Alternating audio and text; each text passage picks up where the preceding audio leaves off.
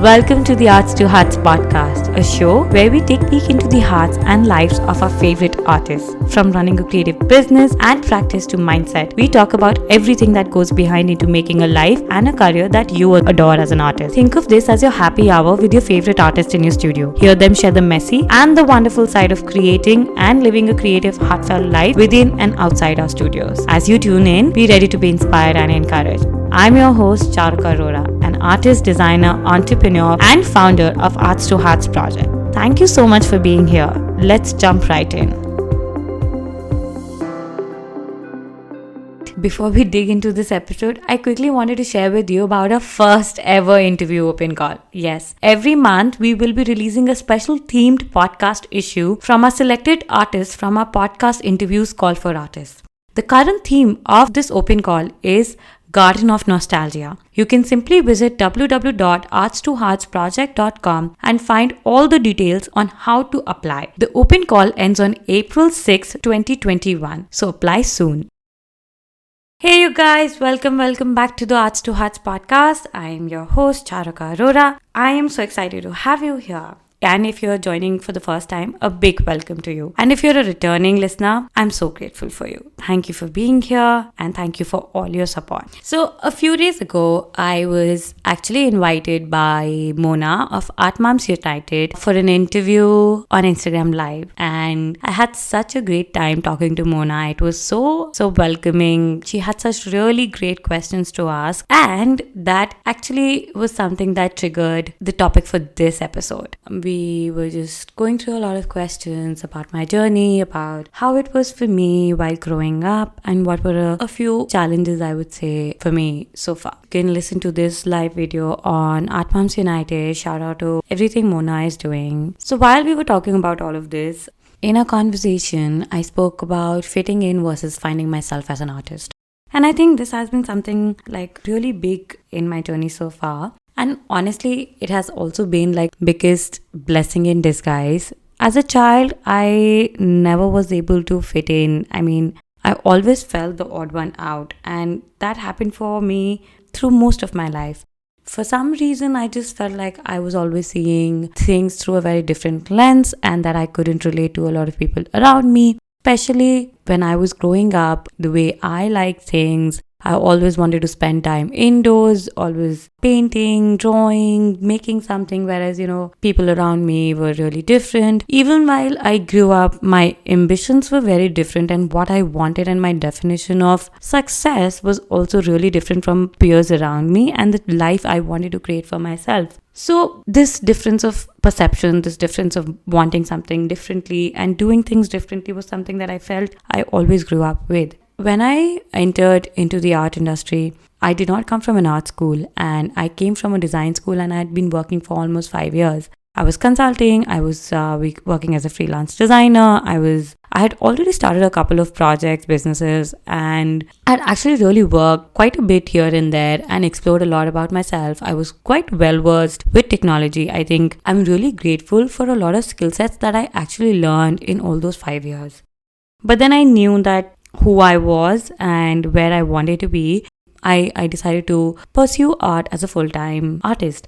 So when I transitioned being a full-time artist, I tried to connect with people in the industry. I also mentioned in the live interview, I was actually going into an industry I had no clue about. I just did not even know anything about the art world. Growing up here in Agra in India, museums or all of these things were never here. I never went to a museum or a gallery until quite recently actually.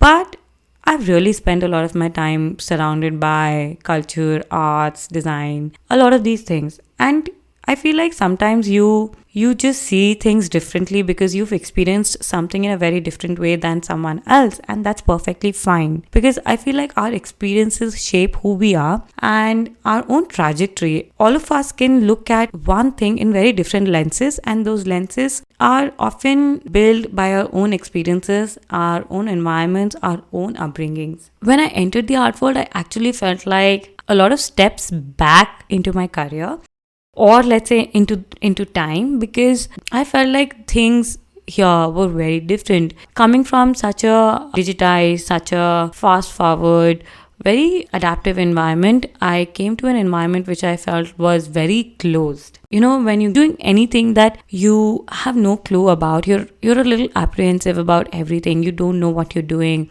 So you always want people to tell you how things work. And so did I. I relied a lot here and there on information on how things were working, because there are no rules here. The lack of transparency. I was a hell lot confused, honestly.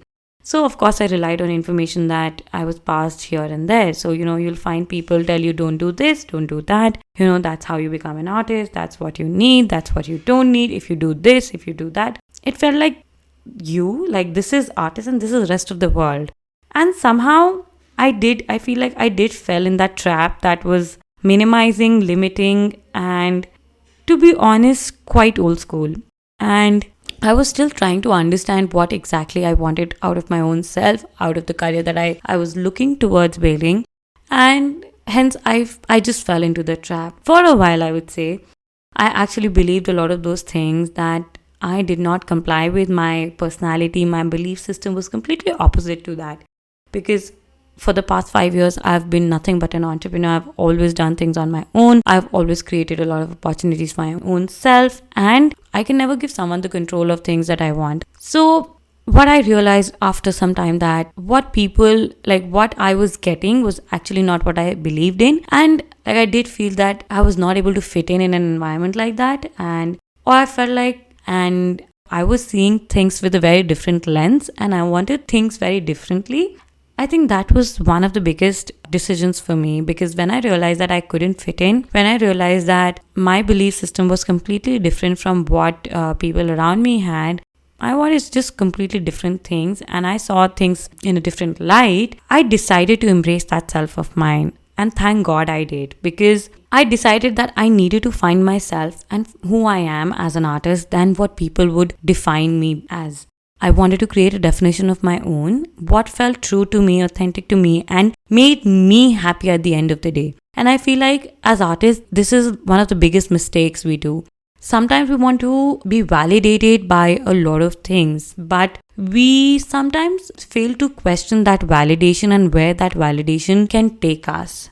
While I was in that trap, I realized that was the time I grew the least in my life ever. I was trying to follow definitions and boundaries of people that I did not resonate with, and that I wasn't able to embrace myself fully. Long story short, soon after I realized that trying to fit in is not going to take me anywhere, because when I don't believe in something, I can't embrace myself. I'm only limiting myself and my growth, nothing else. But the moment I realized that, the moment I asked myself what kind of artist I wanted to be and where I see myself, I had quite much idea of what I wanted to do, how I wanted to do.